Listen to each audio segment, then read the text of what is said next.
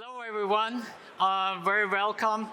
Also, it's my pleasure to have you listening to a little bit and not a normal presentation, because you have seen now so many presentations about suppliers, etc. I'm from Smartenergy. We are the lead investor at this booth. We are an investor, so for many of you, we would be a typical customer, because we will try to get to us in order to sell the equipment we need to do for our green hydrogen projects.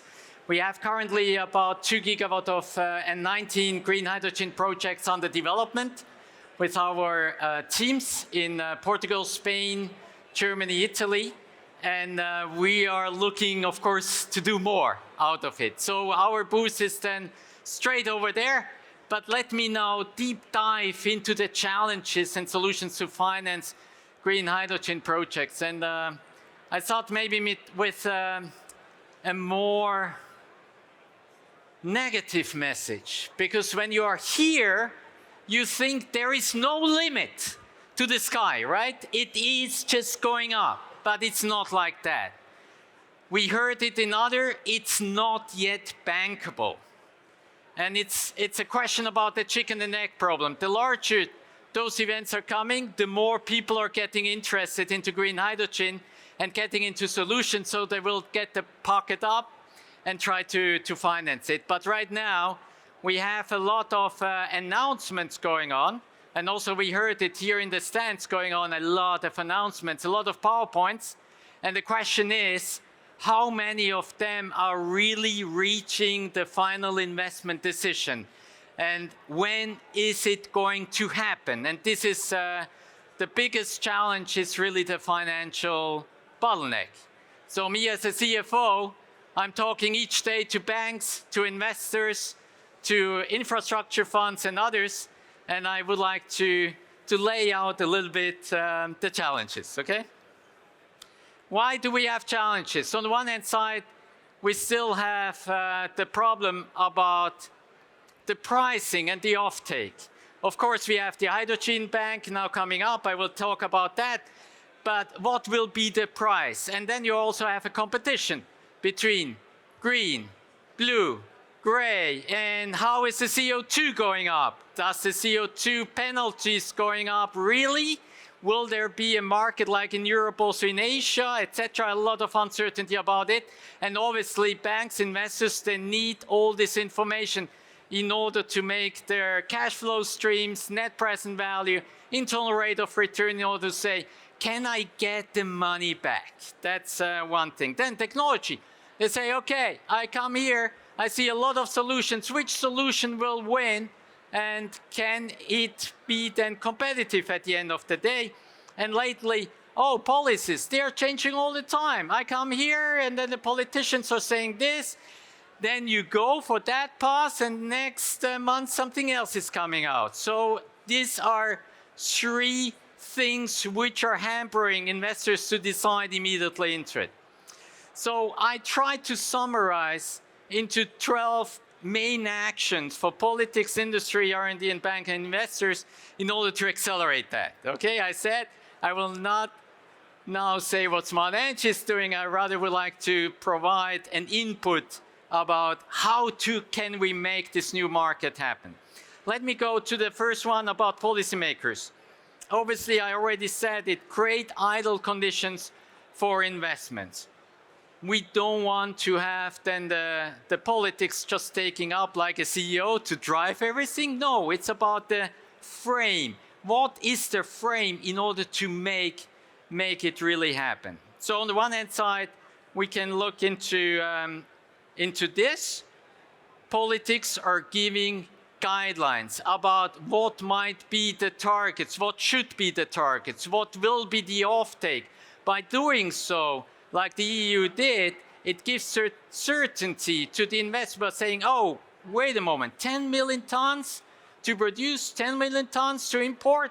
Oh, there must be demand coming up when then the frame is getting into it. This is helping, right? The other one is obviously is one after the other going up, that you have kind of regulatory quotes by saying, look, you need to have a certain minimum of percentage into the gas, the blending, into the synthetic aviation fuels. You need to have that.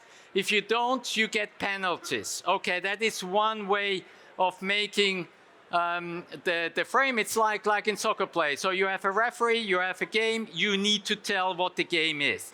Now, the problem here is a bit, when I look from the financing challenges, is there are still offtake agreement. Okay, who really takes it? Is it now the state? Will they have some security inventories into it? What is about the pricing? We know that the pricing goes down as the volume goes up. So should I wait in order to invest and just see what's happening? So this kind of certainties are coming in. Then also about, okay, the CapEx. Do I get some subsidies into it? And to what condition do I get? Do I get a burden about documentation and I need to audit it all the time? Or how is it going to happen? And especially also, no surprise, it's about later on, if you are moving as a first and the second is waiting and it gets better conditions, bad luck. You need to have a same playing field, and that's what politicians need to do. Obviously, you can say the US, we talked about the IRA, hey, this is great. You are subsidizing now the green versus the blue. Still, both are subsidized into it, so making it less on the CO2, etc. But also here, the question is, from the financing challenge, how it is with the CapEx. Because until you get that done and getting the subsidies, you need to invest a lot of money, and also this insecurity about will the political landscape change with the new elections. So this is also getting into it. So we have that framework on the policy. The market maker concept about green hydrogen is a great one. It's taking market mechanism into it. The production projects, they want to get long-term kind of agreements to a certain price, and obviously the off-takers, they want to have short-term agreements because they know that the price goes down in the future. In the middle, you need to solve it, and that's the market maker. This is the starting point of creating a new market. Will it happen all the time like that? No. It will be the starting point, because maybe in 10 years, maybe in 6 years, I don't know, we will have like a commodity market. We will have just a market. We have supply, demand, it all works. So that is what we need to get. So this is about policymakers. What is about industry and R&D, what they can do? One, obviously, is to push technology further down the road, build partnerships. We heard it about the value chains. We need to have a lot of talks, and those events are great. You have probably already collected more than 20 business cards, and that we need to do. We need to have this kind of collaborations into it. What is still the issue about the technology?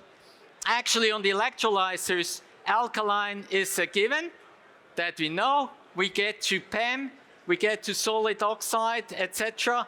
But the TRL levels are still diverse, and especially also with the capacity we want to get at from the 50, 100, 200, 1 gigawatt of electrolyzers, modularized and scalable up.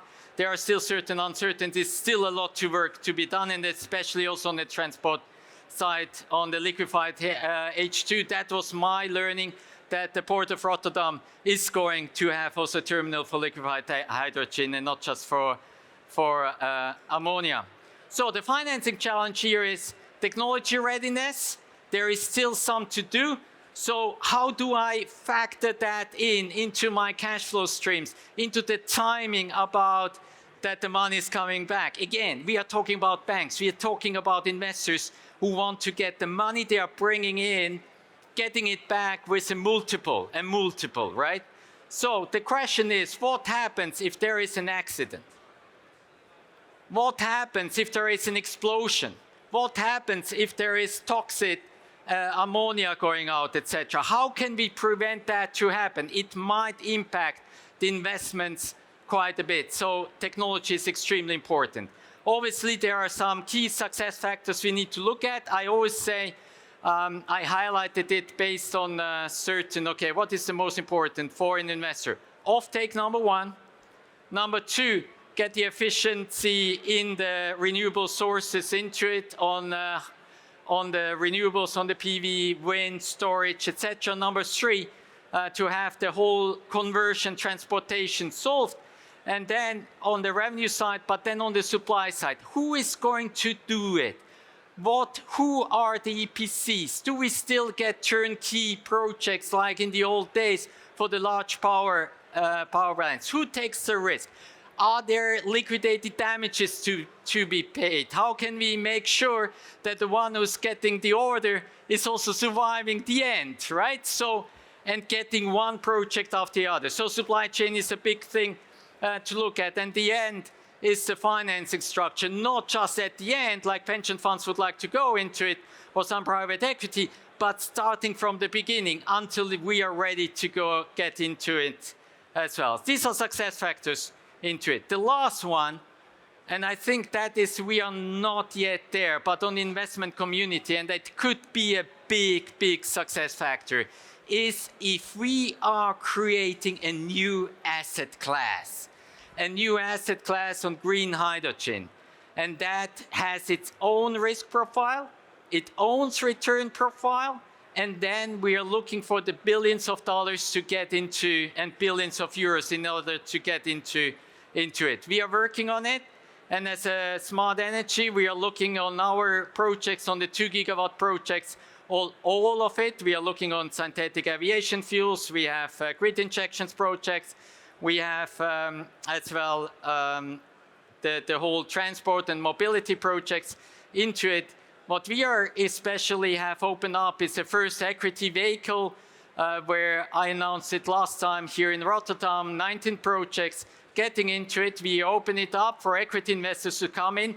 This one, the first one, is right now closing because we have already a lead investor, but principally they are coming, taking an equity stage, and then actually in a later stage they might want to get out or might want to reduce their equity stage. And then others who are looking for lower risk profiles are coming in order to really to make the construction, etc. We have our own team in order to make the turnkey projects happen, and then obviously to help and to work with all of you, the big suppliers here and technology guys here, in order to make it happen. So look at us as a customer, and those who have the money to invest, look us as a supplier in order to make you a great return out of it. So thanks a lot, and our booth is over there.